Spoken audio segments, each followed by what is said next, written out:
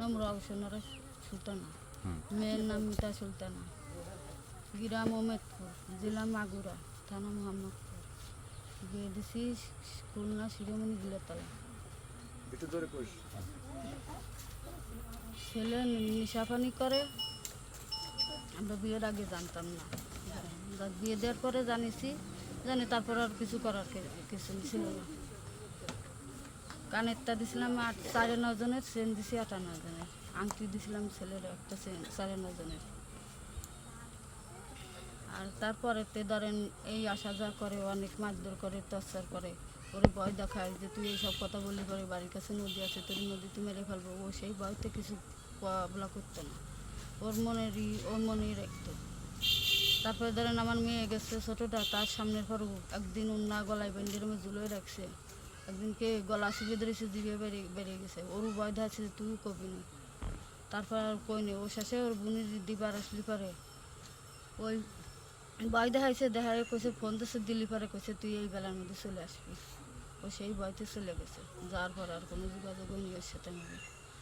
মাঝে মাঝে ফোন দিত, দিয়ে টাকা পয়সা চাইতো, মেয়ের দিয়ে চাইতো, না দিলে পরে ওর মারধর করতো। আমি 2-3 তারিখ দিছি, তারপরের তারিখ যখন দেয়নি তখন আর কে লাগে ওরে আমাদের সাথে কোনো যোগাযোগ করে।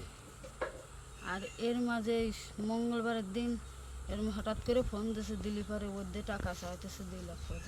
তোর বাপের কাছ থেকে টাকা নিয়ে আয়, আমরা যখন দিতে পারিনি, না পারলে পরে তার পরের দিন রাত্রে আর লগে ওর কাছ থেকে ফোন দিয়ে কথা কই কাগজপাতি নেছে, ওই কাগজপাতি নিয়ে আয় আর লগে মারিয়ে টারিয়ে তাই আর লগে থেকে দিচ্ছে।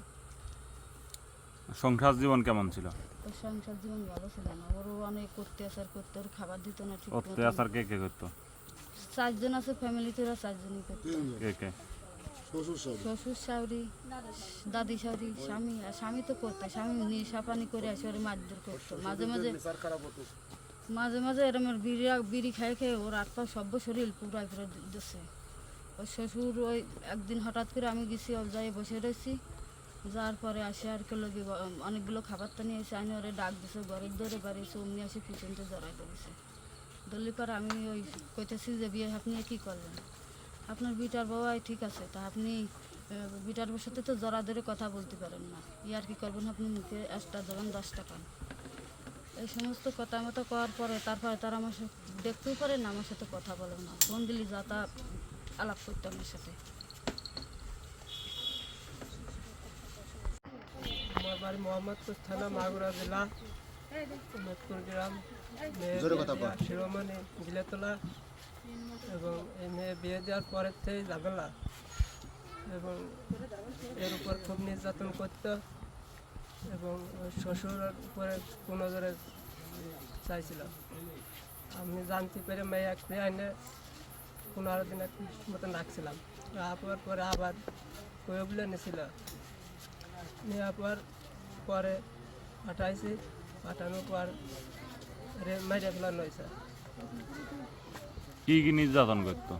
নির্যাতন, শারীরিক নির্যাতন, খাবার পরবারের আলাদা করে দিত, মানে জামই শোক আলাদা খাইতো আর মেয়ের আকার আলাদা খাইতো, এইসব নির্যাতন করতো। এর ঠিক মতো খাবার দিত না,